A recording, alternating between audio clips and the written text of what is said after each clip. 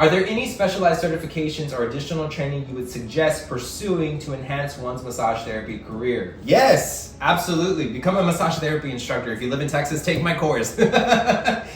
On a serious note, and you can ask all of my students, I'm always telling them to become massage therapy instructors. It is such a fulfilling and rewarding career. I love to teach. Now, I know that that is my experience, and I know that not everybody is going to share that experience and have that same share that same passion as I do for teaching, but I love it. I seriously feel like I want everybody to experience that joy that I've gotten from becoming a massage therapy instructor. And so that would be the biggest one, and my number one suggestion is become an instructor, or also become a continuing education provider and teach. It's so wonderful to be able to pour into your students and serve them and know that you're going to be helping them as well as the clients that they help, right? There's so many people out there, I can't massage everybody, but I can teach other massage therapists to massage, and they can go out there and serve their community. All right, so welcome back. We are going to go over various questions that I received from one of our subscribers here on YouTube. And they sent me an email that said, hey, Mr. Reyes, I really admire and respect what you've done for the massage community. I appreciate that. Thank you so much. I watched videos you posted on YouTube and they helped me a lot. I would love to do something similar down here in Houston. Can I ask you some questions? Would you be willing to help me out? I am still a massage student and this is an assignment for massage class. Sincerely, Howard. So Howard, first of all, let me extend an apology for taking so long to answer your questions. I have been working on a continuing education course that I just launched yesterday, and so all of my attention was on that, but I haven't forgot about you. And so that is what I'm going to do, is I'm going to answer your questions today in this video. And so hopefully that is going to help you with your assignment, and hopefully it wasn't already due and you still have time to complete your assignment. So I'm going to edit this video and get it up as quick as I can, all right? All right, so the very first question says, how do you manage your time and maintain a healthy work-life balance as a massage therapist? I'm so sorry, but my mind is just, I'm gonna be honest with you, I don't. Okay, yes I do. I know it's terrible, right? I'm the type of, I have the personality type where I get so consumed in working, if that makes sense. I literally can sit in front of my computer and work and work and work and work and work, to the point sometimes that I will go without eating. I will literally have to pry myself from the computer to go take a break, go eat, because I just get so caught up and I want to finish. That's the type of person that I am. I want to finish it, and so I'll get stuck there working. And so how do I keep a healthy work-life balance, especially as a massage therapist, as a massage therapy instructor, and as a continuing education provider, and as an NBLEX tutor? How do I? Well, the biggest thing for me is I have to get out of the house. I have to go hang out with my family. I have to go hang out with my little brother. I have to take him to events. Sometimes we'll go to the aquarium. Sometimes we'll go to the beach, the park, or the other day we went to an art center. And I just have to get out of the house and go do something fun. I feel like that really helps me out and helps me maintain a healthy work-life balance. Here's another thing that I've noticed is, I have to adjust my fan real quick because it's hitting me right in the face. Here's another thing that I've noticed that really does help me feel free. That's the only way I can explain that feeling, is I have to get out of the house, because I can stay in the house and I can work on content, I can work on courses. That's just the type of person I am. I'm a hardcore introvert, seriously. What I found helpful is doing mobile massages, believe it or not. Driving to my client's house, that drive is freeing for me. It's like getting in the car, listening to music. It's a serious enjoyment for me. It's the small things. That's a simple small thing. Going to hang out with my family, going to hang out with my little brother.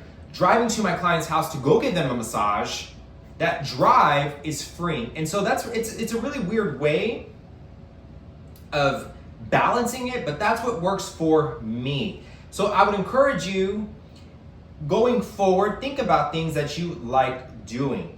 You have, if it's reading a book, if it's going to hang out at the beach, the park, whatever that is, to help you keep that healthy work-life balance, because that's really important in keeping us going forward. All right, so hopefully that answers your question on maintaining a healthy work-life balance as a massage therapist.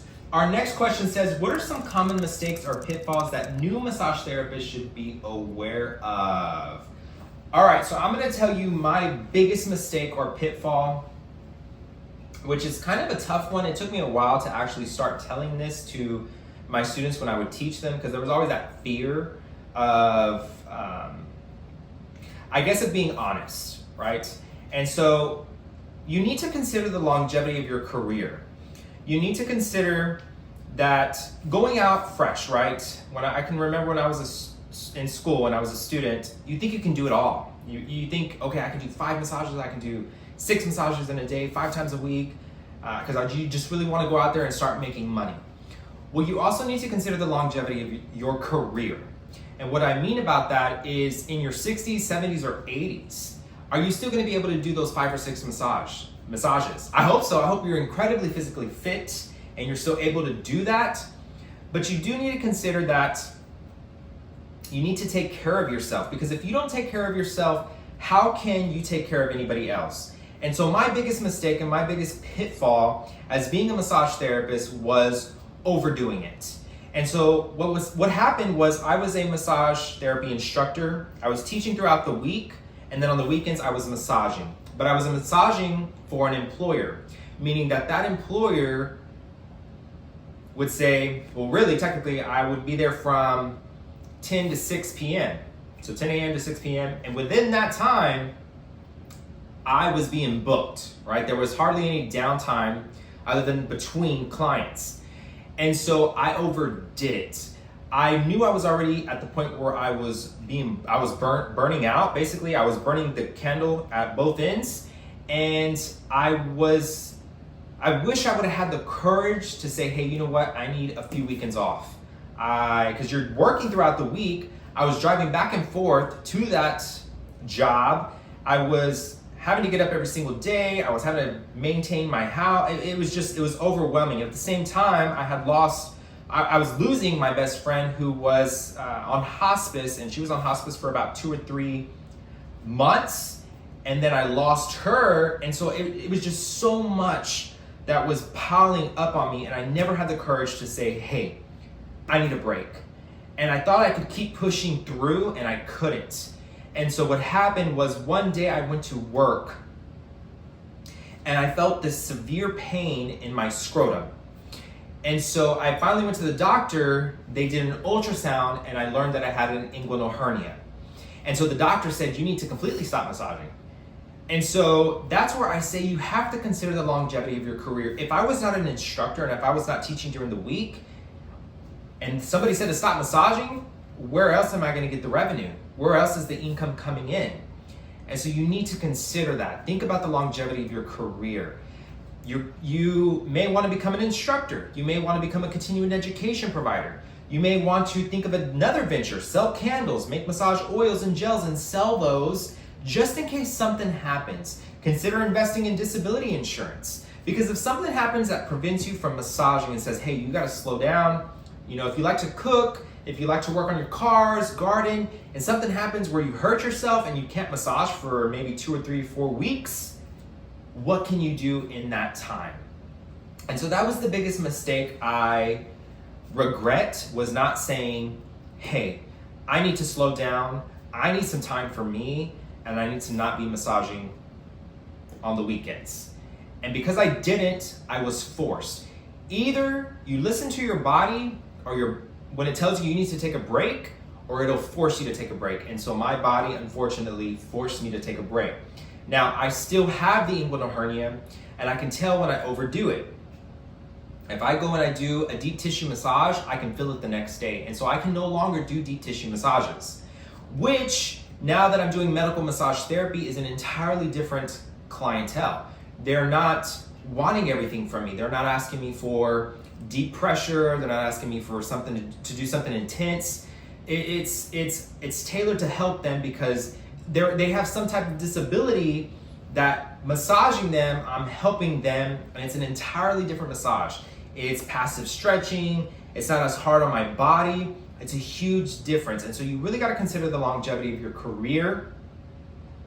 And that would be my biggest recommendation is if you ever need a break, don't be afraid to take one. Don't be afraid to tell your employer, hey, I need a break. Here's another thing. This is another reason I tell my students, consider working for yourself. You can work for an establishment for somebody who owns the establishment as an independent contractor, meaning you can create however many massages you want to do in a day. You can say when you want to work. That is what you should be doing, because if you need to slow down, because if not, you can end up injuring yourself, and then you will not be able to massage, or you'll have to slow down like me. I had to slow down and I can no longer do what I used to do. Now, I hope that doesn't scare you. It's just to inform you that you have to take care of yourself, because if you don't, nobody else will. And if you don't take care of yourself, you can't help anybody else out. And so that was my biggest mistake and my biggest pitfall.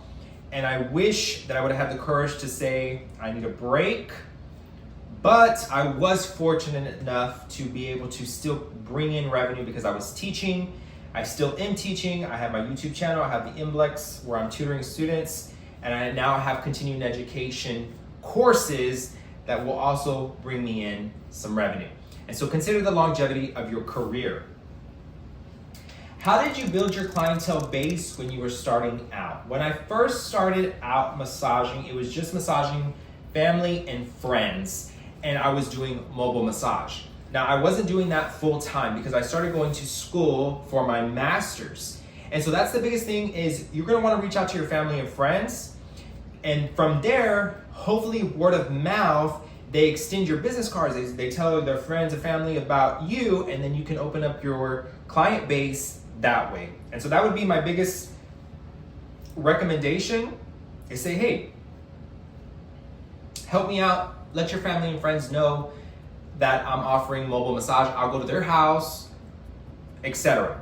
Also, here's a really cool trick you can do is when you give your business card out, like say you go massage a friend and you give them 3 business cards. On the back of your business cards, you can write $5, $10 off your first massage. That way, one, you get your business cards back when they give you it and redeem those $5 or $10 off that massage that you're fixing to give them.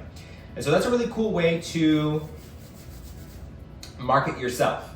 Let's see, here we go. Next question says, what advice do you have for someone just starting their career in massage therapy? The biggest thing is, and I've already talked about this, longevity. You have to think about the future, because when you're 70 or 60 or 80 years old, you want to still be able to, 1, massage, stay physically fit so that you can massage, but 2, be bringing revenue from different areas. And so that's one thing that I've learned to do is make money online. And it has been so helpful because you know what the market's like right now. Like you go to the grocery store, the prices of groceries are expensive, the prices of gas are expensive. But I would also encourage you not to be scared to take a leap of faith. And so what does that mean? That means that, let's say you're scared to put yourself out there in front of people, or say, hey, I'm gonna charge $100 for my 60-minute massage because I've been doing this for 5-6 years. You can't fear what other people are gonna think. So you're gonna have to get out of that fear, because that was one of the things, especially when I first started my YouTube channel, was the fear of what are people gonna think? You have to let go of that. You're gonna have to just put yourself out there. People are gonna talk, whether it's positive or negative. Either way, let them talk, as long as they're talking, right? But if they're negative, just remember that that's a projection of themselves, because they're not where they're supposed to be, right? And so they have to talk negatively about you so that they can feel better about themselves. And so when you're just now starting out your career in massage therapy, you're gonna have to let go of the fear. It's gonna be there, but you have to let that be the fuel to push you in the direction you're supposed to be in, right? And I can attest to that. When I started my YouTube channel, I was scared. Oh my God, I was so scared. There's still days that when I post stuff, there's that fear of like, oh God, what are they gonna think? Well, you're gonna have to let that go. Just yesterday, I launched my continuing education course online. Fear, and I worked on it for so long, and you think I'd be excited. I was excited, but there's also that fear, and you're gonna have to put that in the back, and you're gonna say, you know what, I'm sorry, but I can't focus on that. I cannot focus on fear. I have to focus on, hey, what if this works out? Not the what if negatives, what if this is super rewarding, all of the time that I spent on doing this and it just works out for me, right? And you'll never know unless you try. And so that'd be my biggest recommendation for starting your massage therapy career. What are some effective marketing strategies for you to promote a massage therapy practice? So promoting yourself, you definitely want to get a presence online, whether that's TikTok, YouTube, Facebook, Instagram. Make sure you're presenting what you have to offer. And so for me, that's on YouTube. For me, sometimes I do a little bit of TikTok, a little bit of Facebook. When I'm promoting my courses for continuing education, I went to as many Facebook groups on massage therapy and I promoted them. I just said, hey, this is what I'm offering. If you want to become a massage therapy instructor, here's the class. And so again, you're gonna have to get over that fear, or you're gonna have to get over what other people think about you, okay? Because those people aren't paying your bills. You're paying your bills. And so when you go to post your flyers, don't let fear stop you. Now, another way to promote yourself is to make sure you go to events. If you know of a school that's having a career day, or if you know of a school that's offering massages to their teachers and staff, sign up. Go hand out your flyer, go hand out your business cards. Get yourself out there into the community, and it can really broaden your scope and broaden your audience for a bigger client base. That would be my biggest recommendation. Now, there's another one that I would also encourage you to do, is I would encourage you to join AMTA's, your local AMTA regions, what do they call it? Community group. I can't think of what they call it. But I'm one of the co-coordinators for my region. And so the way that you promote yourself, you're like, well, wait a minute, aren't we like competitive with those massage therapists? No, like nobody is competing with anybody else. If anything, I just told you earlier that I can't do deep tissue. But if there's somebody that is a client of mine, they're like, man, I really want some deeper pressure, some deep tissue, I can say, hey, well, I know so-and-so that I met at the AMTA meeting who can give you some deep tissue, because that's what they specialize in. They like all of that cupping, gua sha, whatever. I would encourage you to go see them. And so that would be my recommendation, is get involved in a group of massage therapists.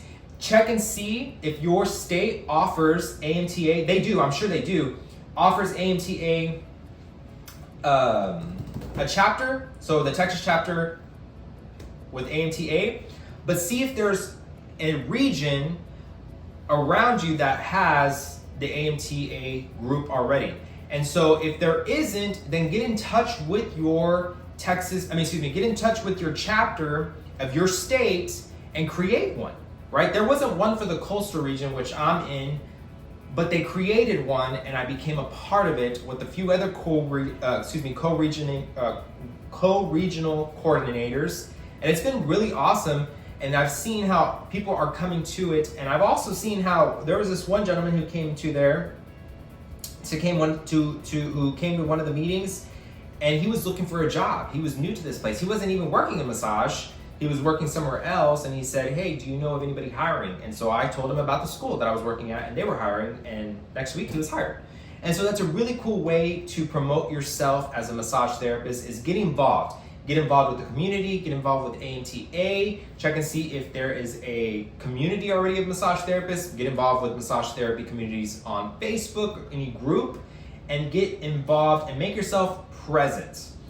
All right, let's see, moving forward, when going into business for yourself, what were some of the costs that surprised you?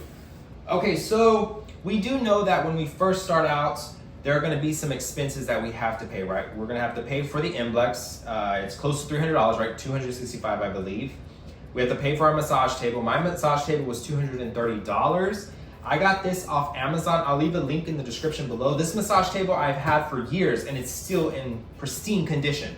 What I would encourage you to do whenever you do get your massage table is to make sure that the face cradle has holes on both sides, both ends of the table. And the reason being, it's like whenever you rotate your tires. You want to use both sides because you don't want weight to be distributed on one side only and wear this side out. You want to also wear this side out and be able to put your face cradle on that side. So I'll leave that link down in the description below, and that's something that you would want to invest in.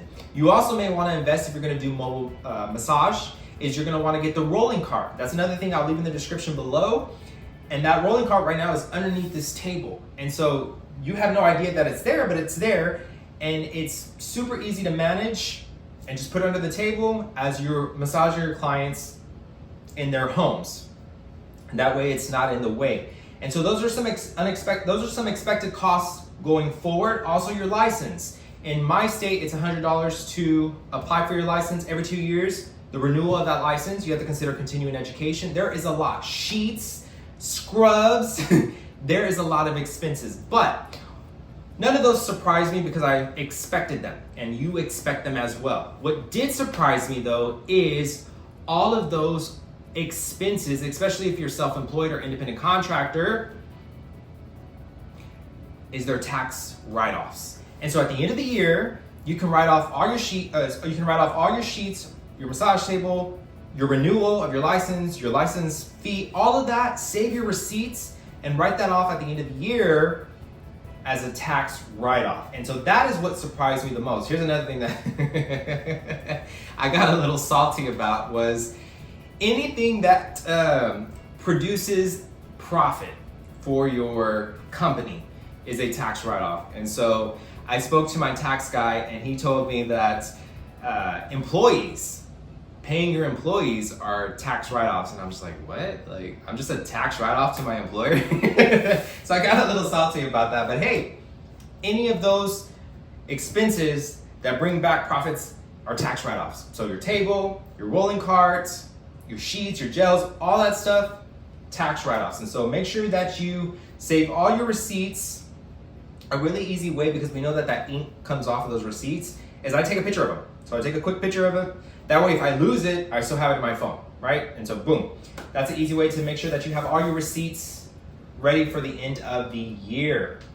What are some of the challenges you have faced in your career as a massage therapist, and how did you overcome them?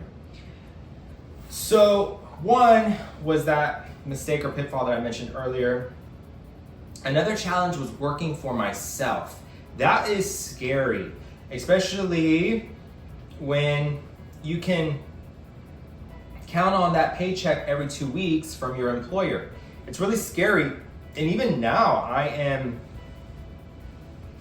in that in between, because I am taking on a little bit of debt for launching my course, for investing into working for myself. It's gonna be scary. And there's, again, I mentioned earlier, that fear that's gonna try to creep in and say, well, what if it doesn't work? What if nobody takes that course? What if nobody invests in tutoring with you? What if nobody wants to watch your video? It's scary, guys. It is scary, right? And so you have to let that fear, you have to get rid of it. And you have to think about all the positive. And I know I don't want to focus on toxic positivity. That's a real thing, always being positive. No, you do have to take some calculated risks, right? But that has been a big challenge for me. And I would imagine that may be a challenge for you as well going forward once you get your license. But you just have to have the courage to try. You're never gonna know unless you try. And so I launched my course yesterday, and that was me trying. And nobody's bought it yet, but it's still scary. It's like, what if nobody does buy it? Well, you bought the course. I bought the platform to use, and that was really expensive. It was $500. And so it's like, okay, well, you owe $500 to your business credit card. Where are you gonna get that money? You have to have faith, guys. You have to take that leap of faith, and you have to just say, okay, I hope that it works out. You have to pray and just be confident and courageous, and just know that it may end up happening.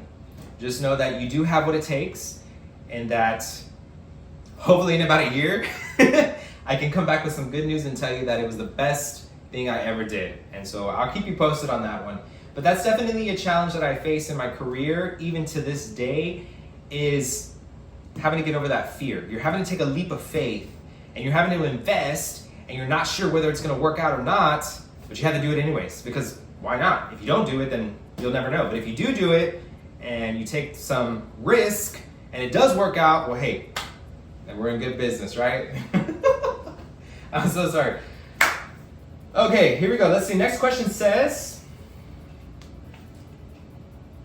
let's see. Next question. What are some key elements of creating a comfortable and relaxing environment for your clients? One of the things that I would encourage you to do is make sure that your space is clean, that it smells inviting. It just, as soon as your clients come in, you want them to experience that this place has been clean to the T. It smells nice, it looks nice. You want to make sure that you give that first impression of just cleanliness, and always keep that standard of cleanliness, right? You want your studio to be inviting and smell nice. Have you ever gone to a restaurant and it just smelled terrible, like it smelled like mop water or anything, and you're kind of like grossed out? I know that I've experienced that, where I'm just like, you go to a restaurant, you're just like, because it just smells terrible. And so that's something that I would encourage you to do, is make sure you're focusing on the cleanliness of the place. Make sure that it smells nice, it's inviting, and that it doesn't have distractions, loud noises, or if you have a place that's next to a Zumba studio, you just want to make sure that it is always inviting and comfortable and relaxing. Now, how do you do that for mobile massage?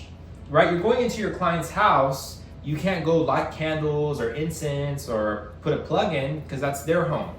But what you can do is you can make sure that your sheets smell nice. You can make sure that you are washing them as soon as you get home, and that they are always clean and they don't smell like you've had oil saturated in them for days, right? And so you can use some of those scented beads. I would encourage you just to use a few. Another thing that's gonna sound crazy, and I use on all of my clothes and my sheets, is put some vinegar inside of your washer. I put it in first, and then I throw everything in there.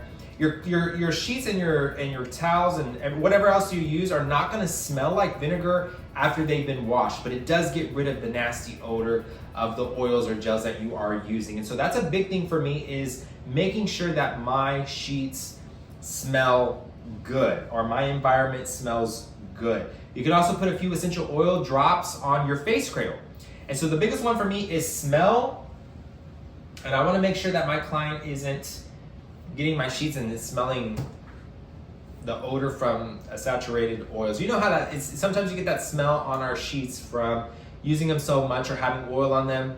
And so if you can't get rid of that smell, it might be time to invest in some new sheets. And so they're not that expensive. Just go to Walmart, again, tax write-off. And so that's one of the key elements for creating a comfortable and relaxing environment, is, for me, smell. I know it sounds crazy, and my students laugh at me sometimes because I told them that Fabuloso goes a long way. And I mean Fabuloso, I like the smell of Fabuloso. Not everybody does, and I get that, but I want a clean environment. I want it to smell nice. So don't judge me too much on that one.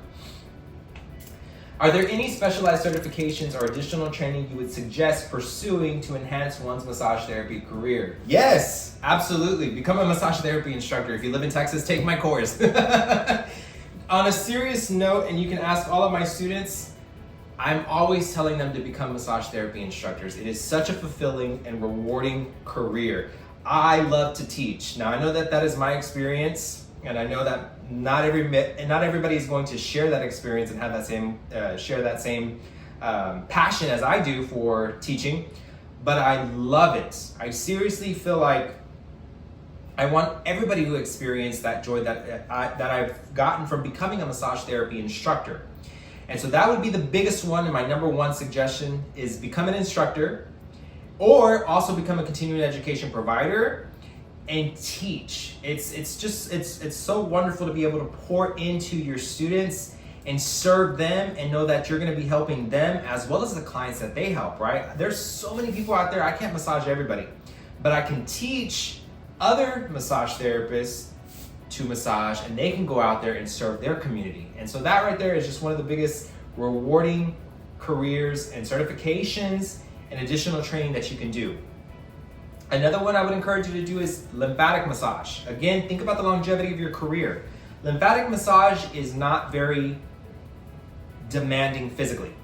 It is a repetitive movement. If you can handle a repetitive movement and moving the lymph that is within the lymphatic vessels and helping move that and clear that out, that's a huge one that I would encourage you to do, especially right now because it is so big in popularity with post-operative surgeries such as liposuction or BBLs, or I've heard of Gladiator, the one for the gentleman.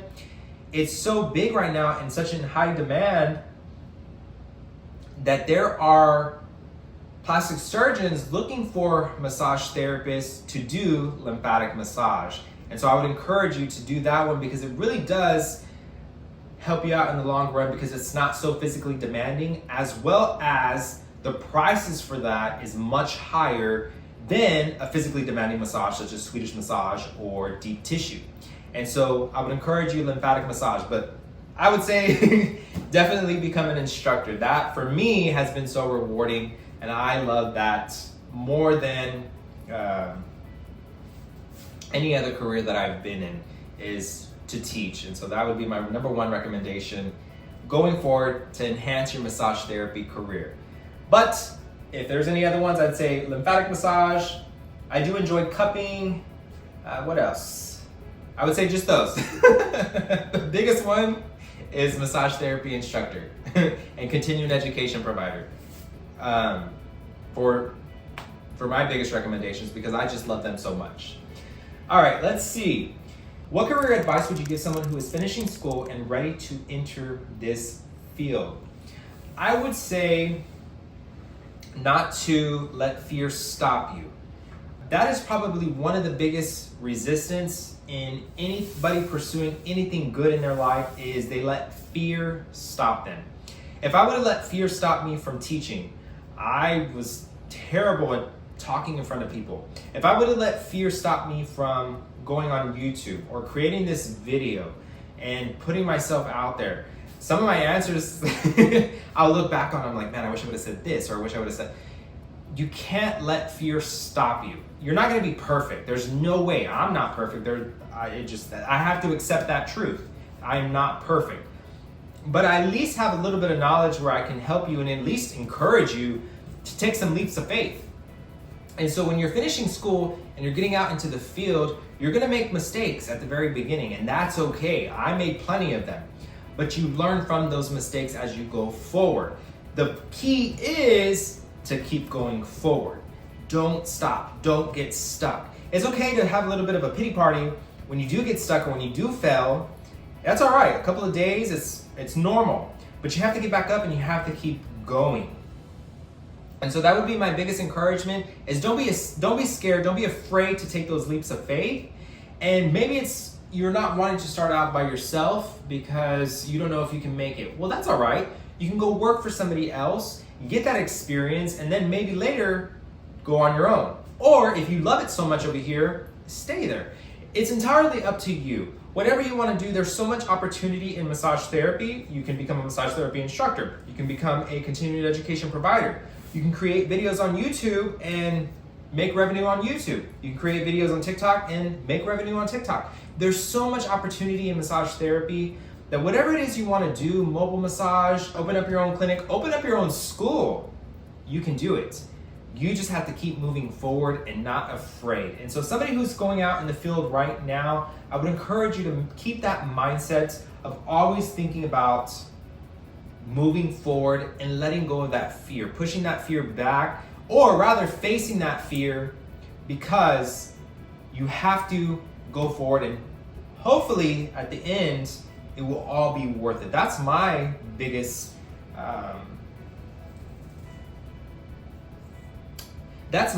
desire, is that all of the work that I'm doing now, teaching online on YouTube, creating continuing education courses, tutoring students and helping them pass the NBLEX, I pray down the line that I look back and think, wow, it was worth it. I cannot believe I did that. And there's days I'm not where I want to be. I am enjoying the journey, but there's days that I look back and I'm like, wow, I can still remember when I only had 20 subscribers on YouTube. And so it's really neat to enjoy the process and to see the growth. It may not happen like that, right? I just put my course out yesterday and I haven't had anybody buy the course, but that was just yesterday, right? It's gonna take some time. And so you're gonna have to have faith in yourself, and you're gonna have to just trust the process. And so that's my biggest key is you're finishing school. That's a big accomplishment. Congratulations, first of all, that you're finishing school. Now you need to go pass the NBLEX or your state exam, and you're just gonna have to trust the process that it's going to work itself out, right? And it'll be worth it down the line. And so that's my biggest advice there.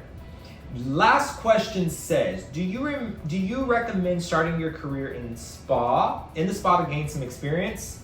The reason I ask this question is because I'm a male massage intern. And my gender, I don't know if the spa is the right choice or not. I believe male massage therapists should be focused more on medical areas, but I don't have experience and I don't think I can get that job. Okay, so what it sounds like is you're wanting to pursue medical massage therapy, but you don't know if you would have the experience yet, and you don't think you would get that job yet. And so should you go work for a spa? I like that idea, I really do. I think that it's really good to get some experience, especially working with other people. I got a lot of experience working as a massage therapist for an employer, and you just learn how to communicate with your clients. You learn how to do your soap notes. It's a different ball game whenever you're doing medical massage, because then you're having to prove to the insurance that massage is appropriate for this client, that it's beneficial, that you're showing some type of improvement, or that the massage is worth the insurance paying for it. And so it's a lot more in depth. Does that mean that you shouldn't go out and try it right away? You can. If you did really good in pathology, if you did really good in kinesiology, if you just really think that that's where you want to go, there should be nothing stopping you. You can definitely go try and get a job as a medical massage therapist. But if you want to gain some experience first with the spa, there's nothing wrong with that as well. But it does sound like to me that you do want to pursue medical massage therapy.